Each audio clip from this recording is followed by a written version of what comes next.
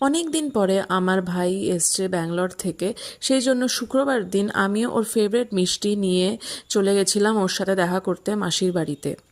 তারপর যা হয়, ভাই বোনেরা একসাথে থাকলে, অনেক দিন পরে দেখা করলে, হাসি ঠাট্টা, আড্ডা, তারপরে প্রচুর খাওয়া দাওয়া করলাম আমরা। তারপরে এই সব মোবাইল নিয়ে এইভাবে কে দেখে? দেখা টাকা চলছে আর কি, ও কী সব দেখছিল।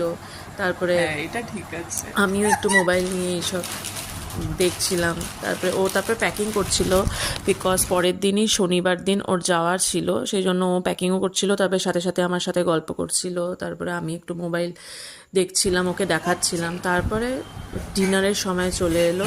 মাসি আমাদেরকে ডিনার খেতে দিয়েছিল, অনেক কিছু রান্না করেছিল মাসি, খুব টেস্টি হয়েছিল খেতে।